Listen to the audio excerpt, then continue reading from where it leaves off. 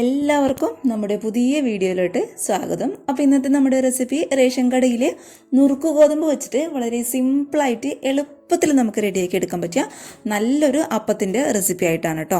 അപ്പോൾ തീർച്ചയായിട്ടും എല്ലാവരും ഒന്ന് കണ്ടു നോക്കുക. വളരെ സിമ്പിളാണ്, ആർക്കും വളരെ എളുപ്പത്തിൽ റെഡിയാക്കി എടുക്കാൻ പറ്റിയ നല്ല സോഫ്റ്റ് ആയിട്ടുള്ള ഒരു അപ്പത്തിൻ്റെ റെസിപ്പിയാണിത്. ഏകദേശം നമ്മൾ ഉണ്ണിയപ്പമൊക്കെ ചെയ്യുന്ന ഒരു മെത്തേഡിൽ തന്നെയാണ്, ഏകദേശം ടേസ്റ്റും ആ ഒരു ടേസ്റ്റാണ്. പക്ഷേ നമ്മളിതിൽ പഴമൊന്നും ചേർക്കുന്നില്ല, വളരെ സിമ്പിളായിട്ടുള്ള രീതിയിലാണ് കേട്ടോ ഇത് റെഡിയാക്കി എടുക്കാൻ വേണ്ടിയിട്ട് പോകുന്നത്. അപ്പോൾ എല്ലാവരും ഒന്ന് കണ്ടു നോക്കിയിട്ട് തീർച്ചയായിട്ടും ട്രൈ ചെയ്ത് നോക്കുക. അതുപോലെ ചാനലിൻ്റെ വീഡിയോസൊക്കെ ആദ്യമായിട്ട് ആരെങ്കിലും കാണുകയാണെന്നുണ്ടെങ്കിൽ ഇത് താഴെ കാണുന്ന റെഡ് സബ്സ്ക്രൈബ് ബട്ടൺ ഒന്ന് പ്രസ് ചെയ്ത് സപ്പോർട്ട് ചെയ്യാൻ മറക്കരുത്. കൂടാതെ തൊട്ടടുത്തുള്ള കുഞ്ഞ് ബെല്ലൈക്കൺ കൂടി ഇനേബിൾ ചെയ്ത് ഓൾന്ന് തന്നെ ക്ലിക്ക് ചെയ്യുകയാണെന്നുണ്ടെങ്കിൽ ഞാൻ ഇടുന്ന വീഡിയോസിൻ്റെ എല്ലാ നോട്ടിഫിക്കേഷനും നിങ്ങൾക്ക് വരുന്നതായിരിക്കും കേട്ടോ. അപ്പോൾ നമുക്ക് പെട്ടെന്ന് തന്നെ റെസിപ്പിയിലോട്ട് പോകുന്നതിന് മുന്നേ എനിക്കിന്നൊരു കമൻറ്റിൽ ഒരു സ്പെഷ്യൽ ഹായ് പറയാൻ വേണ്ടിയിട്ട് ഒരു റിക്വസ്റ്റ് വന്നിട്ടുണ്ട്. പുള്ളിക്കാരിയുടെ പേര് അപർണ കെ അനൂപ് എന്നാണ്. അപ്പോൾ നമ്മുടെ അപർണ കുട്ടിക്ക് ഒരു സ്പെഷ്യൽ ഹായ് ഉണ്ട്. അപ്പോൾ I D name Sreeni Anoop എന്നാണ് കേട്ടോ. ഞാൻ വെച്ച് പുള്ളിക്കാരുടെ പേര് ശ്രീനി എന്നായിരിക്കും, പക്ഷേ അല്ല, അപർണ എന്നാണ് പുള്ളിക്കാരുടെ പേര്. നമ്മുടെ നല്ലൊരു സബ്സ്ക്രൈബറാണ്. അപ്പോൾ അപർണയ്ക്ക് ഒരു സ്പെഷ്യൽ ഹായ്. അപ്പോൾ നമുക്ക് പെട്ടെന്ന് തന്നെ ഈ ഒരു നുറുക്ക് ഗോതമ്പ് വെച്ചിട്ടുള്ള ഈ ഒരു അപ്പം എങ്ങനെയാണ് തയ്യാറാക്കുന്നത് നോക്കാം. ഈ ഒരു അപ്പം റെഡിയാക്കാൻ വേണ്ടിയിട്ട് ഇതുപോലുള്ളൊരു ഗ്ലാസ്സിൽ ഒരു ഗ്ലാസ് നിറയെ നുറുക്ക് ഗോതമ്പാണ് കേട്ടോ ഞാൻ എടുത്തിട്ടുള്ളത്. അതിപ്പോൾ നമ്മൾ റേഷൻ കടയിൽ നിന്ന് കിട്ടുന്ന നുറുക്ക് ഗോതമ്പാണെങ്കിലും അല്ലാന്നുണ്ടെങ്കിൽ നമ്മൾ പാക്കറ്റായിട്ട് വാങ്ങിക്കുന്ന നുറുക്ക് ഗോതമ്പാണെങ്കിലും എന്തായാലും കുഴപ്പമില്ല. ഞാൻ എന്തായാലും ഇപ്പോൾ റേഷൻ കടയിൽ നിന്ന് വാങ്ങിക്കുന്ന നുറുക്ക് ഗോതമ്പാണ് എടുത്തിട്ടുള്ളത്. നിങ്ങളുടെ കയ്യിൽ ഇഷ്ടത്തിനനുസരിച്ചിട്ട് എടുക്കുക കേട്ടോ. അപ്പോൾ എന്തായാലും ഇതുപോലുള്ളൊരു ഗ്ലാസ്സിൽ ഒരു ഗ്ലാസ് നിറയെ നുറുക്ക് ഗോതമ്പ് കറക്റ്റ് ഒരു 3-4 മണിക്കൂർ വെള്ളത്തിലിട്ടിട്ട് നന്നായിട്ട് അങ്ങോട്ട് കുതിർത്ത് വെച്ചോളൂ കേട്ടോ. അങ്ങനെ കുതിർത്ത് വയ്ക്കുന്ന സമയത്ത് നമുക്കിത് മിക്സിയുടെ ജാറിലിട്ടിട്ട് പെട്ടെന്ന് അങ്ങോട്ട് അരയ്ക്കാൻ വേണ്ടിയിട്ട് പറ്റും. ഇനി ഇത് പെട്ടെന്ന് കുതിർന്ന് കിട്ടണമെന്നുണ്ടെങ്കിൽ നന്നായിട്ട് നല്ല ചൂടുള്ള വെള്ളത്തിൽ ഒരു 1.5-2 മണിക്കൂർ കുതിർത്ത് വെച്ചാലും മതിയാവും. അപ്പോൾ ഇത് ഒരു ഗ്ലാസ് നുറുക്ക് ഗോതമ്പ് ഒരു 3 മണിക്കൂർ വെള്ളത്തിലിട്ടിട്ട് ഞാൻ നന്നായിട്ട് കുതിർത്തെടുത്തിട്ടുണ്ട്. ഇനി ഈ ഒരു നുറുക്ക് ഗോതമ്പിൽ നിന്ന് നമുക്ക് വെള്ളമൊക്കെ കംപ്ലീറ്റ് ആയിട്ട് കളഞ്ഞ് ഈ ഒരു നുറുക്ക് ഗോതമ്പ് നന്നായിട്ട് ഈ ഒരു വെള്ളത്തിൽ നിന്നൊന്ന് ഊറ്റിയെടുക്കണം. അപ്പോൾ ഇത് ഈ ഒരു ഗോതമ്പിൽ നിന്ന് വെള്ളമൊക്കെ കംപ്ലീറ്റ് ആയിട്ട് ഞാൻ കളഞ്ഞെടുത്തിട്ടുണ്ട്. കളഞ്ഞെടുക്കുന്ന സമയത്ത് വെള്ളം മുഴുവനായിട്ട് പോകാൻ വേണ്ടിയിട്ട് ശ്രദ്ധിക്കുക കേട്ടോ. ഇതിൽ ഒരുപാട് വെള്ളം ഉണ്ടായി കഴിഞ്ഞാൽ നമ്മുടെ ഈ ഒരു അപ്പത്തിന് റെഡിയാക്കി എടുക്കുന്ന മാവ് നമ്മൾ മിക്സിയിലിട്ട് അരച്ചെടുക്കുന്ന സമയത്ത് ഒരുപാട് അങ്ങോട്ട് ലൂസായി പോവും. പിന്നെ നമുക്കൊന്നും ചെയ്യാൻ പറ്റാത്തൊരവസ്ഥയാകും കേട്ടോ. അതുകൊണ്ട് വെള്ളം നമുക്ക് എത്രത്തോളം നന്നായിട്ട് അങ്ങോട്ട് ഊറ്റിയെടുക്കാൻ പറ്റുമോ ഒരു തുണിയൊക്കെ വെച്ചിട്ട് നന്നായിട്ടൊന്ന് ഊറ്റിയെടുക്കാൻ വേണ്ടിയിട്ട് ശ്രദ്ധിക്കാം. ഇനി നമ്മുടെ നുറുക്ക് ഗോതമ്പ് കംപ്ലീറ്റ് ആയിട്ട് ഇതുപോലുള്ളൊരു മിക്സിയുടെ ജാറിലോട്ട് മുഴുവനായിട്ട് ഞാൻ ഇട്ട് കൊടുക്കുകയാണ്.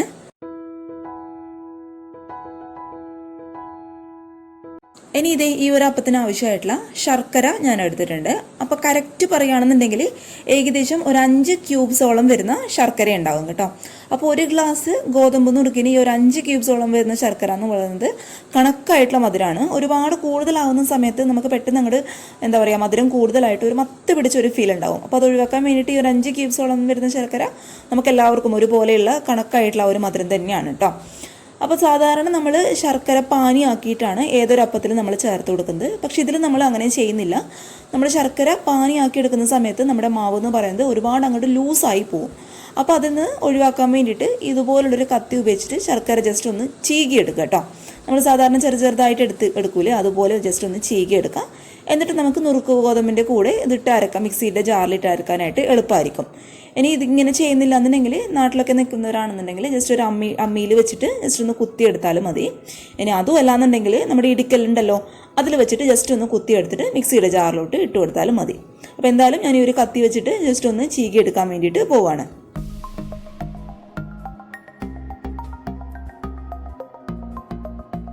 അപ്പോൾ കംപ്ലീറ്റ് ആയിട്ട് ചീകി എടുത്തിട്ടുള്ള ശർക്കര നമുക്ക് മിക്സിയുടെ ജാറിലോട്ട് മുഴുവനായിട്ടങ്ങ് ഇട്ട് കൊടുക്കാം.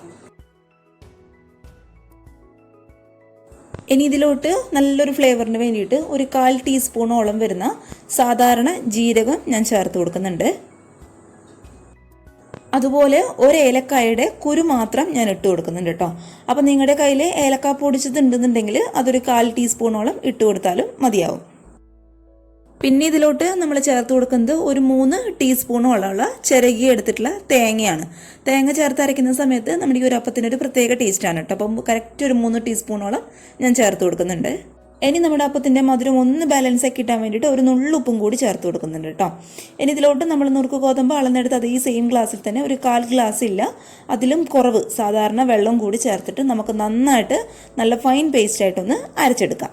അപ്പോൾ നന്നായിട്ട് അരച്ചെടുത്തിട്ടുള്ള മാവ് ഒരു പാത്രത്തിലോട്ട് മുഴുവനായിട്ട് നമുക്കങ്ങ് ഒഴിച്ചു കൊടുക്കാം.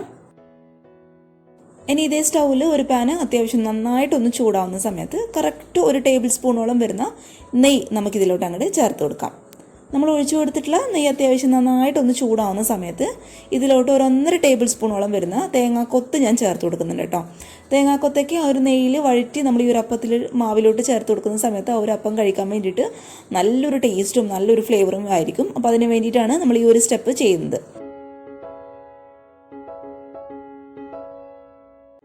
നമ്മൾ ഇട്ട് കൊടുത്തിട്ടുള്ള ആ ഒരു തേങ്ങാക്കൊത്തിൻ്റെ കളറൊക്കെ അത്യാവശ്യം ഒന്ന് മാറി വരുന്ന സമയത്ത് ഇതിലോട്ട് 1 ടീസ്പൂണോളം വരുന്ന എള്ള് ഞാൻ ചേർത്ത് കൊടുക്കുകയാണ്. നിങ്ങൾക്ക് വേണമെന്നുണ്ടെങ്കിൽ ഈ ഒരു തേങ്ങാക്കൊത്തും എള്ളൊക്കെ അതായത് ഒന്നും വഴറ്റിയെടുക്കാതെ പച്ചയോടുകൂടി തന്നെ ചേർത്ത് കൊടുക്കാം. പക്ഷേ ഇങ്ങനെ ചെയ്യുന്ന സമയത്താണ് നമ്മുടെ അപ്പത്തിന് നല്ലൊരു ടേസ്റ്റ് ഉണ്ടാവും. അപ്പോൾ അതിന് വേണ്ടിയിട്ടാണ് കേട്ടോ ചെയ്ത് കൊടുക്കുന്നത്. ഇനി ഈ ഒരു തേങ്ങാക്കൊത്തും നമ്മുടെ എള്ളും ഒരു 1-2 സെക്കൻഡ് ഈ ഒരു നെയ്യിൽ കിടന്നിട്ട് നന്നായിട്ട് ഒരു ലോ ഫ്ലെയിമിൽ വെച്ചിട്ട് ഒന്ന് വഴറ്റിയെടുക്കാം.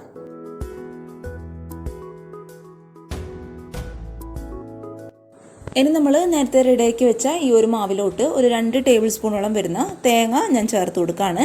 തേങ്ങ അത്യാവശ്യം ചേർത്ത് കൊടുത്തോളൂ കേട്ടോ. അപ്പോഴാണ് നമ്മുടെ ഈ ഒരു അപ്പത്തിന് നല്ലൊരു ടേസ്റ്റ് ഉണ്ടാവുക.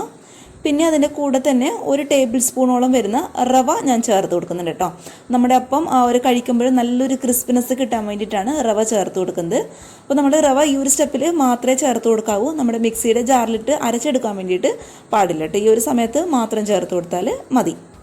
ഇനി നമ്മൾ നേരത്തെ വഴറ്റി മാറ്റി വെച്ചിട്ടുള്ള ആ നെയ്യും നമ്മുടെ എള്ളും തേങ്ങാക്കൊത്തൊക്കെ കംപ്ലീറ്റ് ആയിട്ട് നമുക്കിതിലോട്ട് അങ്ങോട്ട് ചേർത്ത് കൊടുക്കാം.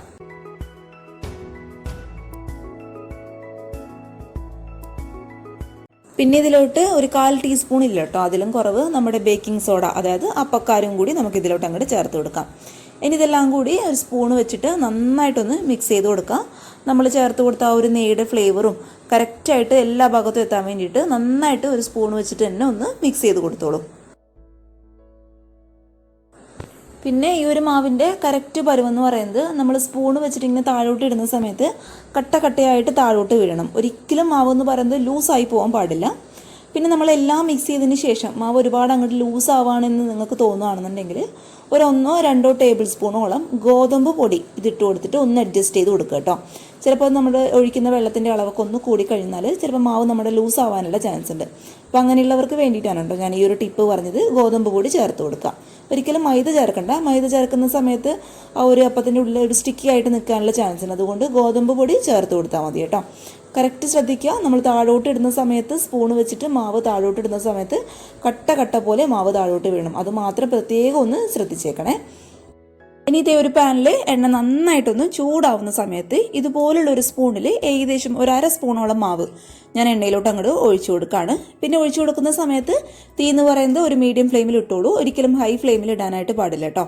പിന്നെ ഈ ഒരു ക്വാണ്ടിറ്റിയിൽ മാത്രം മാവ് ഒഴിച്ചാൽ മതി കേട്ടോ. ഒരുപാട് ക്വാണ്ടിറ്റിയിൽ നമ്മൾ ഒഴിക്കുന്ന സമയത്ത് ഇതിൻ്റെ ഉള്ളൊക്കെ വെന്ത് കിട്ടാനായിട്ട് ബുദ്ധിമുട്ടായിരിക്കും. അപ്പോൾ അതൊന്ന് പ്രത്യേകം ഒന്ന് ശ്രദ്ധിച്ചേക്കണേ.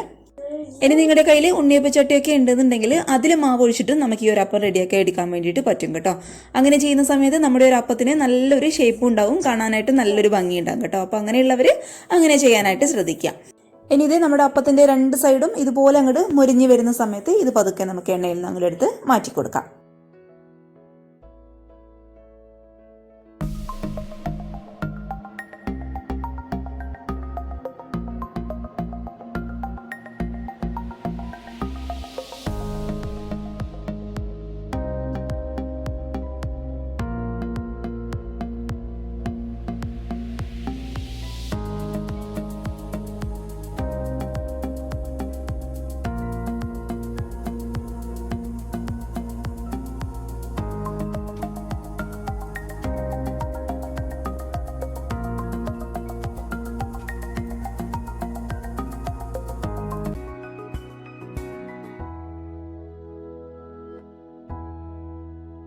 അപ്പോഴിതേ നമ്മുടെ അപ്പം മുഴുവനായിട്ടും ഞാനിവിടെ ചുട്ടെടുത്തിട്ടുണ്ട്. പുറമേ നല്ല ക്രിസ്പിയും അതുപോലെ ഉള്ളിൽ നല്ല ആരോട് കൂടിയിട്ടുള്ള നല്ല സോഫ്റ്റും ആയിട്ടുള്ള നല്ലൊരു സൂപ്പറായിട്ടുള്ള അപ്പമാണ് കേട്ടോ ഇത്. നമുക്ക് പെട്ടെന്ന് ഗസ്റ്റൊക്കെ വരുന്ന സമയത്ത് നമുക്ക് റെഡിയാക്കി എടുക്കാൻ പറ്റിയ നല്ലൊരു റെസിപ്പിയാണ് കേട്ടത്. ഏകദേശം നമ്മൾ കഴിക്കുമ്പോൾ ഇത് ഉണ്ണിയപ്പം കഴിക്കുന്ന ആ ഒരു ഫീല് തന്നെയാണ്. നമ്മളിതിൽ പഴം ചേർത്തില്ല എന്നേ ഉള്ളൂ, ബാക്കി എല്ലാ സാധനങ്ങളും നമ്മൾ ചേർത്തിട്ടുണ്ട്. അപ്പോൾ തീർച്ചയായിട്ടും എല്ലാവർക്കും ഇഷ്ടപ്പെട്ടു, എല്ലാവരും ട്രൈ ചെയ്ത് നോക്കുമെന്ന് വിചാരിക്കുന്നു. ട്രൈ ചെയ്ത് നോക്കിയിട്ട് നിങ്ങളുടെ അഭിപ്രായങ്ങൾ മറക്കാതെ വന്ന് കമൻറ്റ് ബോക്സിൽ ഒന്ന് അറിയിക്കുക കേട്ടോ. പിന്നെ ഈ ഒരു വീഡിയോ ഇഷ്ടപ്പെട്ടാൽ വീഡിയോ ഇപ്പം തന്നെ താഴെ കാണുന്ന ലൈക്ക് ബട്ടണിൽ ഒന്ന് പ്രസ് ചെയ്തിട്ട് സപ്പോർട്ട് ചെയ്യുക. ചാനലിലെ വീഡിയോസൊക്കെ ആദ്യമായിട്ട് ആരെങ്കിലും കാണുകയാണെന്നുണ്ടെങ്കിൽ നിങ്ങളുടെ താഴെ റെഡ് സബ്സ്ക്രൈബ് ബട്ടൺ ഒന്ന് പ്രസ് ചെയ്ത് തൊട്ടടുത്തുള്ള കുഞ്ഞ് ബെല്ലൈക്കൺ കൂടി ഇനാബിൾ ചെയ്ത് ഓൾന്ന് തന്നെ ക്ലിക്ക് ചെയ്യുകയാണെന്നുണ്ടെങ്കിൽ ഞാനിടുന്ന എല്ലാ വീഡിയോസിൻ്റെ നോട്ടിഫിക്കേഷൻ നിങ്ങൾക്ക് വരുന്നതായിരിക്കും കേട്ടോ. അപ്പോൾ പിന്നെ ഇതെന്ന് പറയുന്നത് നമ്മുടെ ഒരു സബ്സ്ക്രൈബർ പേര് അനിഷ എന്നാണ്. പുള്ളിക്കാരി നമ്മുടെ മുട്ട കൊണ്ടുള്ള സ്നാക്ക് ട്രൈ ചെയ്തിട്ട് ഫോട്ടോസ് എനിക്ക് ഇമെയിൽ അയച്ചു തന്നതാണ് കേട്ടോ. അപ്പോൾ thank you so much Anisha. ഒരുപാട് സന്തോഷമുണ്ട് കേട്ടോ ഫോട്ടോസ് അയച്ചു തന്നതിന്. അപ്പോൾ നിങ്ങൾ ട്രൈ ചെയ്തിട്ടുള്ള ഫോട്ടോസ് എനിക്ക് ഇൻസ്റ്റാഗ്രാമിലോ അല്ലാന്നുണ്ടെങ്കിൽ ഫേസ്ബുക്ക് പേജിലോ ഇതുപോലെ ഇമെയിൽ ഐഡിയിലോ അയച്ചു തരിക. എല്ലാത്തിൻ്റെയും ഐ ഡി താഴെ ഡിസ്ക്രിപ്ഷൻ ബോക്സിൽ ഞാൻ കൊടുക്കാം കേട്ടോ. അപ്പോൾ നാളെ ഒരു നല്ല വീഡിയോ ആയിട്ട് കാണും വരെ thank you for watching Simnas food world. By.